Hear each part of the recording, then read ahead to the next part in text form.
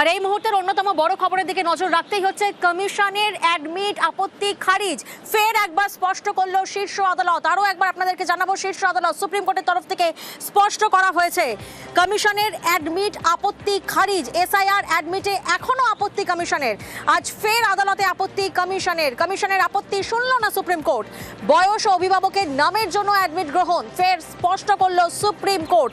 আরও একবার আপনাদেরকে জানাবো, কমিশনের অ্যাডমিট আপত্তি খারিজ। একাধিক জায়গা থেকে আমরা দেখেছিলাম সেই অভিযোগ বারবার সামনে এসেছে, অ্যাডমিট খারিজ করে দেওয়া হচ্ছে এসআইআর অ্যাডমিটে, তবে এখনো আপত্তি কমিশনের। অন্যদিকে সুপ্রিম কোর্টের তরফ থেকে স্পষ্ট করে দেওয়া হয়েছে কমিশনের আপত্তি শুনল না সুপ্রিম কোর্ট।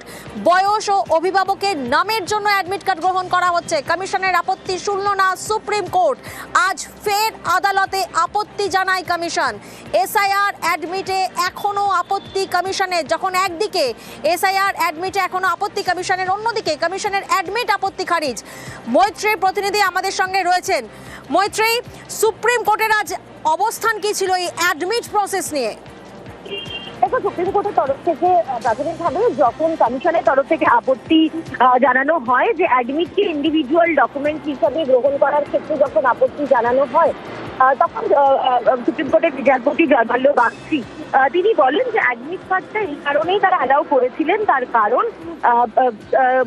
যারা দায়িত্ব পাচ্ছেন যে সমস্ত বিচারকরা, তারা এই অ্যাডমিট কার্ডের বিষয়ে তারা ওয়াকিবহাল এবং তারা জানেন যে জন্মের পরিচয়পত্র হিসেবে অ্যাডমিট কার্ড ব্যবহার করা যেতে পারে। সেই কারণেই তারা অ্যালাউ করেছিলেন। কিন্তু কমিশনের আইনজীবীর তরফ থেকে বারবার করে এই বিষয়টি উল্লেখ করা হয়। আইনজীবী নাইডু তিনি এই বিষয়টি উল্লেখ করেন যে এই ডকুমেন্টটা স্ট্যান্ডঅ্যালোন ডকুমেন্ট হিসেবে কোনোভাবেই গৃহীত হতে পারে না, ঠিক যেমন আধার স্ট্যান্ডঅ্যালোন ডকুমেন্ট হিসেবে গৃহীত নয়। আদালতের তরফ থেকে তখন বলা হয় যে যেহেতু মাধ্যমিক পাস সার্টিফিকেট আগে থেকেই উল্লেখিত রয়েছে এসেনশিয়াল ডকুমেন্টসের মধ্যে, সেই কারণে তারা আলাদা করে উল্লেখ করেননি। পুরোনো যে অর্ডারটি ছিল সর্বোচ্চ আদালতের, তার পরিমার্জন করার সিদ্ধান্ত নেয় সর্বোচ্চ আদালত, এবং এই পরিমার্জন করে তাদের তরফ থেকে জানানো হয় যে এই মাধ্যমিক পাস সার্টিফিকেটের সঙ্গে অ্যাডমিট কার্ড জমা দেওয়া যেতে পারে, এবং সেটা কখন সেই অ্যাডমিট কার্ড জমা দেওয়া যেতে পারে জন্মের জন্ম তারিখের হিসেবে এবং অভিভাবক পরিচয়পত্র হিসেবে ব্যবহার করা যেতে পারে। আপনি সর্বোচ্চ আদালত। মৈত্রী, তুমি আমাদের সঙ্গে থাকো।